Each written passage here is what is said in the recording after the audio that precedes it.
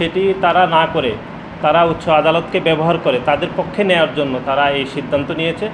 আদালতকে ব্যবহার করেছে বলে আমরা মনে করছি। কোটাকে ব্যবহার করে তাদের নিজেদের রাজনৈতিক যে দল রয়েছে তাদের অঙ্গ সংগঠনের নেতাকর্মী এবং সন্ত্রাসীদেরকে বারবার কিন্তু এই কোটা ব্যবহার করে তারা নিয়ে দিচ্ছে।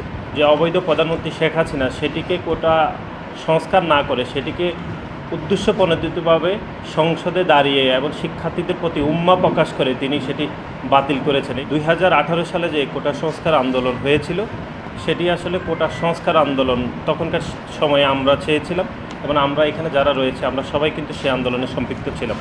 কিন্তু তখনকার যে অবৈধ প্রধানমন্ত্রী শেখ হাসিনা সেটিকে কোটা সংস্কার না করে সেটিকে উদ্দেশ্যপ্রণোদিতভাবে সংসদে দাঁড়িয়ে এবং শিক্ষার্থীদের প্রতি উম্মা প্রকাশ করে তিনি সেটি বাতিল করেছেন। এই জন্যই বাতিল করেছেন যে তিনি পরক্ষণে তার মনের বাসনা ছিল যে উচ্চ আদালতকে ব্যবহার করে তিনি আবার কোটাকে পুনঃস্থাপন করবেন এবং কোটা পুনঃস্থাপনের জন্য যে বিষয়গুলো সামনে এসেছে সেটি হচ্ছে আমরা গত কয়েক বছর ধরে দেখছি যে সরকার দলীয়ভাবে হচ্ছে মুক্তিযুদ্ধ সনদকে তাদের দলীয় ক্যাডারদেরকে বিতরণ করছে।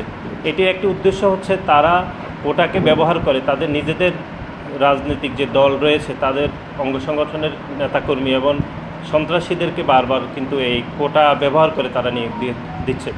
এখনকার যে আন্দোলন চলছে এই আন্দোলনের সাথে বাংলাদেশ জাতীয়তাবাদী ছাত্রদল একদম একমত প্রকাশ করছে শিক্ষার্থীর সাথে। আমরা মনে করছি শুধুমাত্র অতি চাহিদা সম্পন্ন বিশেষ ব্যক্তিদের অতি সীমিত সংখ্যক কোটা ছাড়া বাংলাদেশে আর এখন কোনো কোটার আসলে কোনো প্রয়োজন নেই।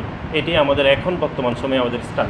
আমরা যেটি মনে করছি এর আগেও আপনি দেখেছেন এই দেশে একটি চূড়ান্ত নিষ্পত্তির একটি বিষয় ছিল তত্ত্বাবধায়ক সরকার।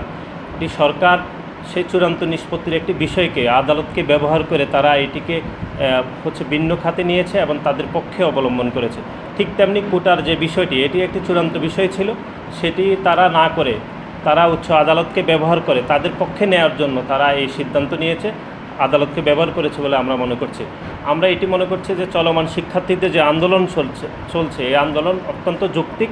স্বাধীনতার 5 দশক পেরিয়ে 6 দশকের যে যাওয়ার সময় আমরা মনে করছি আর বাংলাদেশের কোনো ধরনের কোনো কোটা থাকার কোনো অধিকার নেই এবং এই অবৈধ প্রধানমন্ত্রী শেখ হাসিনা উদ্দেশ্যপ্রণোদিতভাবে আদালতকে ব্যবহার করে যে কোটাকে পুনঃস্থাপন করেছে এবং সরকার নিজেরাই চেয়েছে যে আদালতে তারা নিজেরা হেরে যাবে। এবং আমরা দেখেছি এই মামলার বিপরীতে সরকার কোনো বড় বিশেষজ্ঞ আইনজীবী নিয়োগ করেনি। তারা ইচ্ছাকৃতভাবে এই মামলা হেরে গিয়ে তারা কোটাকে পুনঃস্থাপন করতে চেয়েছে এবং তারা এটি সফল হয়েছে। 2018 সালে যারা কোটা সংস্কার আন্দোলনের নেতৃত্ব দিয়েছেন তারা ঢাকা বিশ্ববিদ্যালয়ের মেধাবী শিক্ষার্থী। তারা হয়তো পরীক্ষায় অংশগ্রহণ করেছেন, অনেকে পরবর্তীতে বিভিন্ন পরীক্ষায় অংশগ্রহণ করে মেধায় উত্তীর্ণ হয়েছেন। আমরা যেটি মনে করছি সেটি হচ্ছে ওবায়দুল কাদেরের সেই সময়ে তখনকার আন্দোলনরত শিক্ষার্থীদেরকে ভুল বুঝিয়ে তারা আন্দোলনকে ভিন্ন খাতে নেওয়ার চেষ্টা করেছিল, কিন্তু সেটি তখনও সফল হয়নি। এখনকার যে আন্দোলন চলছে এই আন্দোলনে সাধারণ শিক্ষার্থীদের যে আন্দোলন চলছে এই আন্দোলনে ইনশাআল্লাহ সফল হবে। আমরা মনে করছি যে বাংলাদেশে আর এখনকার কোনো কোটার প্রয়োজন নেই। সরকার যতই বাধাগ্রস্ত করুক সাধারণ শিক্ষার্থীদের এই আন্দোলন অবশ্যই সফল হবে।